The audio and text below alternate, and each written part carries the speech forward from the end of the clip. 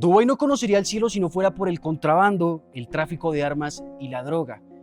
El padre del actual jeque lo sabía. Por eso, antes de que los grandes edificios y las playas ficticias acabaran con las dunas y el tránsito de camellos, dijo que abrazar el delito era saludable para su imperio.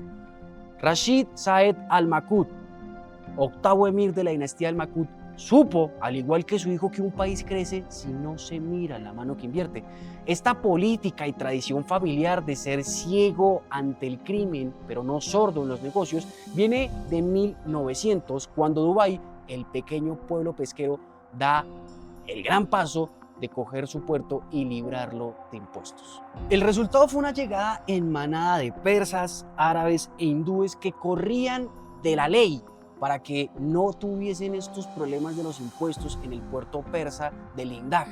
Tras 12 años de esta decisión, 12 años de exención fiscal, el padre de Rashid, otro gran jeque que se sienta en esa silla, continúa con las políticas de su sangre y convierte al naciente puerto como un comercio central en el Golfo Pérsico, que aunque logró en gran parte darle un respiro a la economía, no supo esquivar lo que sería la crisis.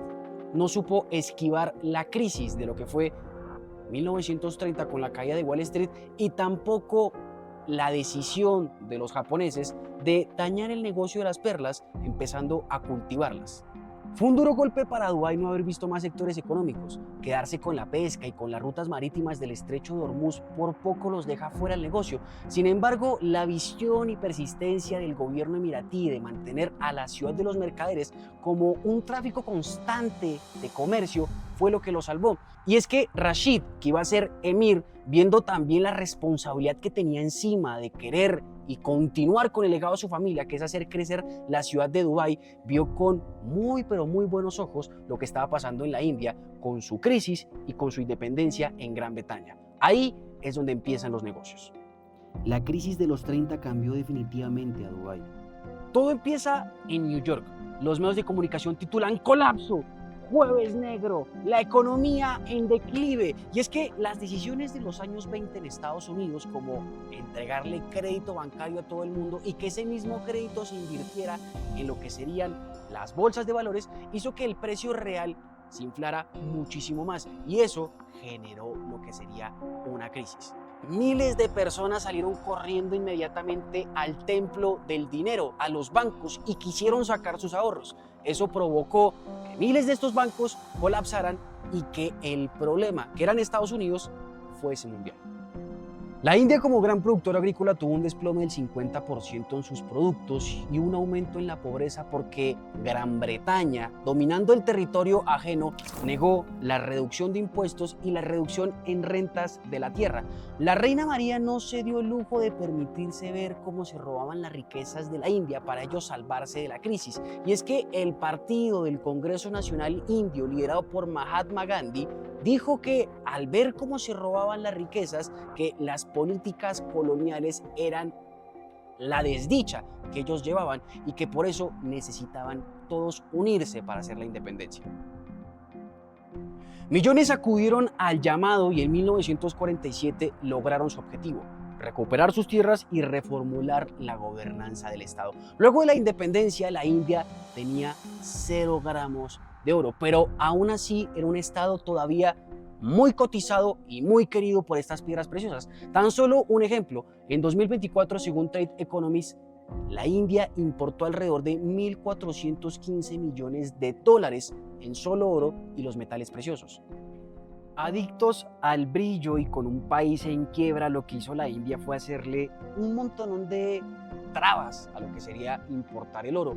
Y Rashid, viendo esta situación, sabiendo que su emirato tenía una zona privilegiada geográficamente hablando, dijo: aquí hay que hacer negocios. Y la palabra clave, ¿cuál fue? Contrabando.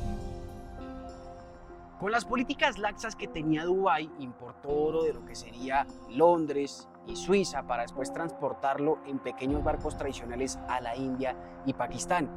El emir Rashid dijo: estos son negocios, es emprendimiento, pero la India le dijo: no, eso se llama contrabando. Y es que en 1958, ya con toda la importación de este metal precioso, Dubái se convirtió en uno de los mayores importadores. Y es que Fue tanto lo que entró que, tal como la diosa Shiva, triplicó sus manos para recibir lo que sería este maravilloso oro. Poco tiempo después de la llegada masiva de lingotes, el emir Rashid recibe dos noticias que cambiarían completamente el rumbo económico de Dubái. La primera, encontrar petróleo en 1966, y la segunda, la salida del Imperio Británico del Golfo Pérsico en 1971, permitiendo así que 7 de los 9 emiratos protegidos por los británicos se unieran. Una integración con autonomía, o como lo reza en la Constitución de 1971, una federación con delegación específica de poderes al gobierno central y con otros poderes reservados para cada emirato. A la unión de los emiratos, Rashid consolidó el poder de su dinastía: invertir, permitir y cobrar, con la política de cerrar los ojos, y con esas utilidades que dio la diversificación de las ganancias, construyó lo que sería el puerto artificial más grande de todo el mundo, el aeropuerto internacional de Dubái, un montón de carreteras, un montón de hoteles y cualquier otro negocio que pudiera traer inversión extranjera, como lo sería el gas y, claro, el tráfico de armas. La recién guerra entre Irán e Irak en 1980 despertó en el recién puerto inaugurado de Jebel Ali las ansias de transportar armamento bélico a los aliados de Estados Unidos y de Europa. Por ejemplo, se enviaba armamento proveniente de estas personas al aliado Irak, pero también se desviaba uno que otro cargamento al enemigo de Irán. Los fusiles M734 de Estados Unidos vieron exactamente eso que sucedió, y es que la gran hazaña de ellos era salir de Europa hacia una firma en Dubái para aterrizar a sus aliados. Sin embargo, en ese mismo desvío del que hablamos, terminaron en el camuflado contrario. Muchas armas, como sería el armamento nuclear, las municiones, los fusiles, las pistolas, los chalecos y demás, vivieron lo que sería esta trágica historia, de un lado para el otro. Dubái lleva décadas siendo capital de mercaderes.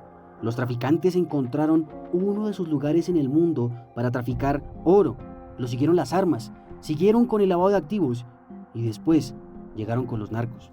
El exmilitar soviético Viktor Bout, conocido como el mercader de la muerte, fue uno de los principales traficantes de armas en la década de los 90.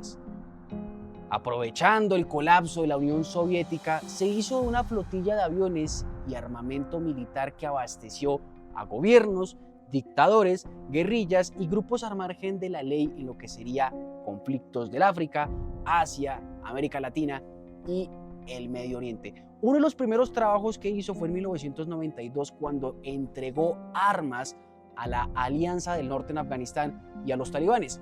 A Viktor Bout no le importaba que ambos bandos estuvieran en guerra.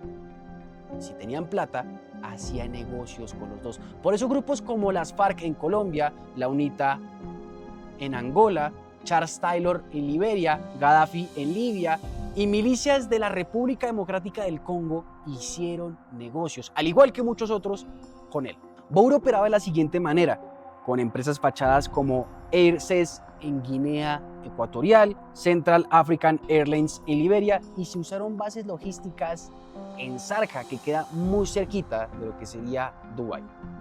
El Sharjah y Dubái, por sus políticas laxas con los impuestos, también por sus zonas francas en diferentes zonas, y también el sistema financiero Hawala, permitían el lavado de activos. Era un hub para él. Sarkis Okonolalian, conocido también como el mercader de la muerte, pero versión armero-libanés, hizo de las mismas para tener su negocio, aprovechar Dubái, su política económico-financiera y demás. El caso: la única diferencia que tenía este señor con el exmilitar soviético era que tenía el beneplácito y el apoyo de la administración Reagan, especialmente con la oficina del vicepresidente George Bush, quien le dijo: claro, aquí está Dubái, hágame el favor, lleve armas a lo que sería Irak para atacar Irán. Porque recordemos, George Bush padre, antes de entrar en el Golfo Pérsico, hizo exactamente eso: coger a los iraquíes para atacar a Irán. La heroína afgana fue una de las primeras drogas en pasar los irrisorios controles de Dubái. su crecimiento dramático en la producción de opio, impulsado por factores como la inestabilidad económica, pues el tema soviético, la guerra civil y el ascenso de los talibanes, al igual que su apropiación de este opioide para hacer sus negocios, hizo de Afganistán el principal proveedor mundial de esta droga. Y para transportar casi a todos los continentes se desarrollaron 3 rutas: la ruta de los Balcanes, la ruta del norte y la ruta del sur. La ruta de los Balcanes y la del norte abastecieron a Europa y a la Federación Rusa. La del sur, con Dubái como centro logístico, muy curioso, se hizo de los flujos marítimos hacia el sur, utilizando el Océano Índico y en gran medida África como zona de tránsito antes de alcanzar a los demás mercados. Las mafias encargadas del transporte operaban de forma étnica: pashtues afganos, kurdos iraníes, pakistaníes, todos en alianza con los talibanes en la época de los 80s. Los afganos pakistaníes, por ejemplo, traficaban toneladas desde Kandahar vía Pakistán a Dubái, usando camiones y aviones. Los pastún, por el contrario, contrabandeaban heroína en camiones de tránsito afgano-pakistaníes con bienes legales a Dubái para luego enviarlos a Rusia y Europa. La red de Ali Bachu, el godfather del opio en Afganistán Oriental, tenía ciertas diferencias.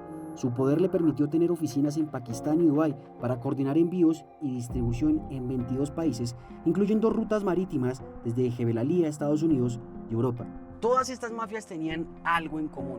Claro, además de la droga, el mismo banquero. Sherkham Farnut de Kabul Bank, el mayor banco privado de Afganistán. Farnut, como su posición de fundador, le permitía lavar dinero de lo que serían diferentes redes de narcotraficantes, de los talibanes y de élites corruptas de la región. Su modus operandi era canalizar el dinero a través del sistema financiero Hawala y empresas fantasmas a través de las zonas francas del puerto de Jebel Ali en los Emiratos Árabes Unidos, para que después estos llegaran a ser invertidos en oro, en propiedades de lujo o en proyectos de telecomunicación, exactamente en la ciudad de los mercaderes, en Dubái. La cuestión, ¿cuál es? Que este señor facilitó aproximadamente el 30% de las ganancias de la droga de Afganistán, de la heroína, en la época de los 2000, con este maravilloso sistema de un banco. Hawala en árabe se traduce letra de cambio o pagaré. Tiene sus inicios alrededor del siglo VII y surge como una solución bastante ingeniosa para transportar efectivo o metales preciosos a lo largo de las riesgosas rutas comerciales, la ruta del seda o la ruta del incienso. El sistema ha pasado toda su vida con la inquebrantable ley de mantener el anonimato, de que no haya papeleo y, claro, suministrar el dinero sobre las formas normales, sobre los métodos normales de los bancos. Ha sido usada por inmigrantes, por exiliados, por políticos, narcotraficantes, traficantes de armas, terroristas y cualquier otra persona que quiera sacar o ingresar dinero. Rashid vio en su gobierno esa misma lógica. Aquí no se cambia la ley. Y su hijo mayor, que después terminó heredando el trono, el hoy jeque, el señor Sheikh, también. Mejor dicho, nunca hubo una intención concreta de cambiar esta ley inquebrantable de aquí no hacemos preguntas. Sin embargo, solo apareció una de estas leyes que buscaba reformular o mejorar el sistema Hawala, y es no gracias a la iniciativa de los Emiratíes Árabes Unidos o de esta dinastía Al-Makud, sino porque los Estados Unidos lo obligó, ya que el 11 de septiembre sufrieron un atentado terrorista que terminó acabando con las Torres Gemelas. Y claro, al tío Sam le preocupaba eso en el Medio Oriente. Es que nomás pille, la gran mayoría de criminales a lo largo y ancho de la historia han utilizado el sistema Hawala para lavar sus activos. Aquí tengo a los talibanes, Al-Qaeda, Hezbollah, el cuerpo de la Guardia Revolucionaria Islámica de Irán, el estado de ISIS, narcotraficantes de Colombia, México, Afganistán, la Gold Mafia de África, mafias rusas, chinas, albanesas, gobiernos corruptos, políticos sancionados y lo que usted quiera pensar. Todos han usado el mismo modus operandi. Tienen una que otra variación, pero veamos en síntesis qué es lo que hacen y cómo lo hacen. Primero, se consigue el dinero que se quiere lavar. Segundo, la organización criminal En lugar de intentar contrabandear físicamente el efectivo o depositarlo en un banco, contacta a un hawaladdar de confianza. Tercero, el representante de la organización criminal entrega el efectivo al hawaladdar de origen con un código o contraseña y los detalles del destinatario final, que suele ser un agente financiero en Dubái. Cuarto, el halawar se comunica con su contraparte en Dubái para ver cómo blanquear las ganancias. Se puede comprando bienes como productos electrónicos, textiles, vehículos y apartamentos de lujo, o con envíos fantasmas de empresas que sobrefacturan por el doble o el triple del valor real, comprando oro o diamantes en zonas de conflicto o simplemente con una transferencia a la inversa del hawala. Quinto, una vez que el dinero ha sido limpiado, se deposita en bancos locales e internacionales donde se utiliza para financiar el primer punto y luego sacar ganancias de ahí.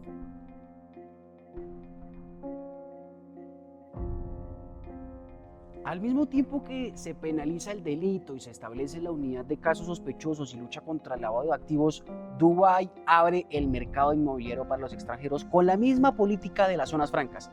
Aquí no hay preguntas. Con esa misma visión se fundó Dubai Multi Commodity Center y 2 años después, en 2004, el Centro Financiero Internacional de Dubái. Empresarios, políticos, un montón de gente, los mismos criminales de los que hemos hablado, también llegaron e invirtieron en la ciudad que por más conflicto, guerra o problema económico que tuviese, nunca los dejaba abandonados. Sin embargo, su crecimiento bíblico como Babilonia no esperó jamás recibir otro golpe de la mano de Dios. Nuevamente, las malas decisiones de Estados Unidos provocan un cóctel perfecto para que todo el mundo se vea envuelto en una crisis. En este caso, la crisis inmobiliaria del 2008. Y es que Dubái, en el 2009, atravesó una de sus mayores crisis a raíz de esta situación. Y es que su mejor empresa, Dubai World, tenía el 75% de su deuda, 59.000 millones de dólares. Como esta situación hizo que 5.000 empresas de la zona franca se salieran, más o menos 10.000 empresas dentro del territorio suspendieran sus funciones y aproximadamente el 40% de sus trabajadores se fueran para otras partes, pues Dubái tendría que buscar una inversión que le lograra solventar esta deuda. Y encontró nada más y nada menos que en su vecino y capital de los Emiratos Árabes, Abu Dhabi, dicha ayuda. Más de 20.000 millones de dólares se financiaron para poder solventar esta situación, lo que provocó que Dubái creciera, pero que su imagen como hub financiero y también como un lugar propicio para los comercios disminuyera. Por eso es que el gobierno emiratí, en cabeza de la dinastía Al Makud, volvió a tener su política. Vamos a diversificar. ¿Qué diversificaron? Las ganancias del petróleo, las ganancias del oro, del comercio legal e ilegal, todo para inclinarlo al turismo y a las finanzas. Eso, claro, con la idea de recuperar lo que se había perdido. Estas políticas también llegaron con una ley muy curiosa que se llama la ley Tanweer, que significa iluminación en árabe. Y es que era precisamente eso, iluminaba el camino, pero no tanto para mirar si los ingresos con el tema de los lavados de activos eran ilícitos o no, sino simplemente esta ley, ¿qué fue lo que hizo? Dijo a los demás estados: yo tengo una ley que permite exactamente luchar contra el lavado de activos. Venga el dinero para acá y todos quedamos bien. Sin embargo, analizando muy bien lo que tiene escrita esta ley, es simplemente que los contratos estén en árabe, estén en inglés, que además de eso hayan contratos que sean oportunos y que se restrinja la venta sobre planos. En pocas palabras, esto facilitaba que gobiernos corruptos, políticos criminales y demás personas ingresaran nuevamente a Dubái su dinero con una política confiable, pero que simplemente permitía, como ya lo hemos señalado, el lavado de activos, que intentó luchar, pero que no fue así. Y también otra cosa muy importante sobre esta ley es que no permitía ni tampoco obligaba a que los abogados o agentes inmobiliarios estuvieran en medio de las transacciones, lo cual era muy grave porque no permitía conocer si realmente el dinero que entraba para comprar un apartamento de lujo era legal o ilegal. Los sancionados por Estados Unidos y la Unión Europea fueron los primeros en mirar el norte de los Emiratos Árabes para comprar propiedades y ocultar sus riquezas. Alexander Borodai, miembro de la Duma rusa y ex primer ministro de la República Popular de Donetsk, durante la invasión rusa de Ucrania en 2014, compró un apartamento de 104 metros cuadrados en Grander Residence Maorian, en Palm Jumeirah, por más de $400.000 en 2015. No los declaró en sus activos. El hijo del entonces 11 años del presidente de Azerbaiyán compró bienes raíces en Dubái en 2010 por valor de $44 millones en tan solo 2 semanas. Sus hijas también son propietarias del hotel Sofitel en la isla Pan Jumeirah en Dubái, así como de otras 16 villas en el mismo desarrollo. La ex primera dama de Zimbabue, sospechosa de dirigir un sindicato de contrabando de marfil, oro y diamantes, fue vinculada a una mansión en Dubái valorada en $9 millones. También alquiló una villa en el desarrollo de Emirates Hills. El expresidente sudafricano Jacob Zuma recibió como regalo una villa de 10 dormitorios y 13 baños, también en Emirates Hills en 2015, comprada por Tony Gupta, un empresario sancionado por Estados Unidos por su papel en los esquemas de corrupción. Organizaciones criminales junto con sus líderes también hicieron de las suyas. Dawood Ibrahim, considerado el hombre más buscado de la India, tenía una inversión inmobiliaria en la exclusiva comunidad de Al-Kahad Gate en Dubái. Khan Shidbet Koljayev, miembro de un grupo ruso eurasiático vinculado a un apartamento en Dubái Marina, organizaciones criminales junto con sus líderes también hicieron de las suyas. Dawood Ibrahim, considerado el hombre más buscado de la India, tenía una inversión inmobiliaria en la exclusiva comunidad de Al-Kahad Gate en Dubái. Khan Shidbet Koljayev, miembro de un grupo ruso eurasiático, está vinculado a un apartamento en Dubái Marina. Francesco Giordano, de la mafia italiana, poseía 4 apartamentos en Dubái. Ruslan Barisov, empresario mafioso ruso, 5 apartamentos en Tiara Residence y una villa en Pan Jumeirah. Sarhad Kalashov, jefe de la mafia rusa, con su esposa, tenía un apartamento de 5 millones en Burj Khalifa. Ali Harom, implicado en lavado de dinero y casos de cuentas falsas, tenía propiedades en Silicon Heights y Building 13 en Dunas Bain. Estos casos demuestran que, aunque Dubái ha tomado medidas para mejorar su marco regulatorio, en la práctica su mercado ha funcionado como un conducto para el blanqueo de capitales a escala mundial, contribuyendo a la inestabilidad y la corrupción en los países de estos fondos. Mientras el oro de contrabando salía de Dubái a la India, a miles de kilómetros al sur del mundo, un país veía la sangre, veía la guerra y el conflicto de las esmeraldas, pero además de eso, veían la oportunidad para lavar activos. Y es que esto sucedía en Colombia en la década de los 80, cuando narcotraficantes y esmeralderos se peleaban muy pero muy duro para ver quién podía controlar las minas de Cundinamarca y Boyacá. Uno de los personajes principales de esta historia es Víctor Carranza, el zar de las esmeraldas, alguien que desde los 8 años lavaba los ríos para encontrar piedritas de oro y que en 1970 funda una de las empresas más grandes de Colombia para exportar esmeraldas, Tecminas. A punta de pico y pala, Víctor Carranza, además de ser ya un gran conocido esmeraldero, también tuvo diferentes alianzas, como con Gilberto Molina, asesinado en 1984 por hombres de Pablo Escobar, exactamente por Gonzalo Rodríguez Gacha. Eso no impidió el crecimiento de Carranza, pero sí lo desestabilizó un poco. Y es que ya con esta empresa creada de Tecminas, y con varios contactos como el abogado Juan Vítar, logra exportar esta hermosa piedra preciosa a lo que sería Europa, Asia, parte de Latinoamérica y también el Golfo Pérsico. Y es que hay datos de Estados Unidos que relacionan a Víctor Carranza con el lavado de activos después de terminar la Tercera Guerra Verde. Eso es más o menos en 1984. Ese mismo dinero que se había lavado en el Golfo Pérsico también lo vincularían con algo que sería el tema de unos sicarios en esta zona del mundo, exactamente en el Medio Oriente. Carranza en la década de los 90 ya manejaba el 30% del comercio mundial de las esmeraldas y gracias a las guerras que antecedieron el poder que él ha tenido, logró tener muchos enemigos, uno de ellos Julio Lozano Pirateque, un hombre considerado hoy día por el presidente de Colombia como el líder de la nueva junta del narcotráfico en Dubái.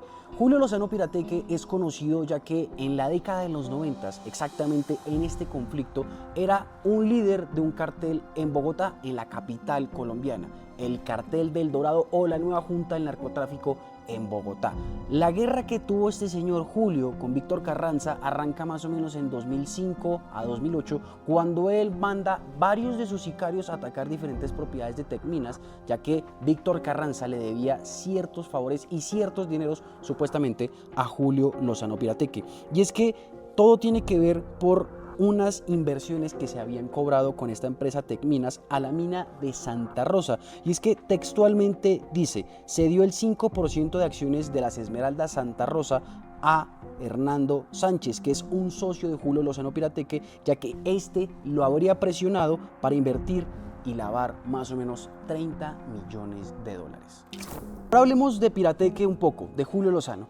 En 2010 se entregó a las autoridades estadounidenses, a la DEA, por exactamente sus vínculos con el narcotráfico. 6 años más o menos pasó en la cárcel y gracias a los contactos que realizó allí, ya que básicamente las cárceles gringas se convierten como en una universidad del crimen, supo que Dubái era un lugar perfecto para poder ir y tomar el sol, ya que él quería regresar a Bogotá para recuperar su negocio, pero las vendetas internas, el frío de la capital y la poca estabilidad económica que tenía no se lo permitían. Es por eso que va corriendo al Medio Oriente y habla con una persona muy importante, y es nada más y nada menos que un señor llamado Dave Sethi, CEO de la empresa minera Fura Hems. Y es que al parecer Julio Lozano Pirateque le habría susurrado en el oído la historia de la guerra esmeraldera y también cómo se podían lavar activos con esta preciosa piedra colombiana. Y es por eso que el CEO de Fura Hems, que tiene una sede en Dubái, compran una de las minas más importantes de Colombia. Y tiene nada más y nada menos a un socio de ellos, al señor Julio Lozano Pirateque. Socio de Julio, narcotraficante. Un negocio redondito. Al mismo momento de que se realizaba este negocio con Fura Hems y se pagaban 10 millones de dólares, la importación de las esmeraldas colombianas crecía a pique. Pero había otra cosa, y es que las mafias rusas en África también hacían lo suyo con los metales preciosos y las esmeraldas. El modelo de negocio que tenían las mafias rusas se logró incrementar luego de la creación del grupo Wagner en 2014 a manos del cocinero de Putin. Ellos implementaron un esquema operativo de Guns for Gold, que es armas por oro, en donde la compañía de mercenarios proporcionaba servicios de seguridad armada, entrenamiento militar y también protecciones a regímenes africanos inestables a cambio de concesiones exclusivas en minas de oro, diamantes y recursos naturales. La expansión del grupo Wagner y esta metodología de Guns for Gold se logró a mediados del 2018 cuando el presidente Faustin Touadera, asediado por los rebeldes Seleka, invita al grupo Wagner a defender Bangui. A cambio, ellos les terminan dando unas concesiones exclusivas de la mina más grande que tenían en su lugar de territorio.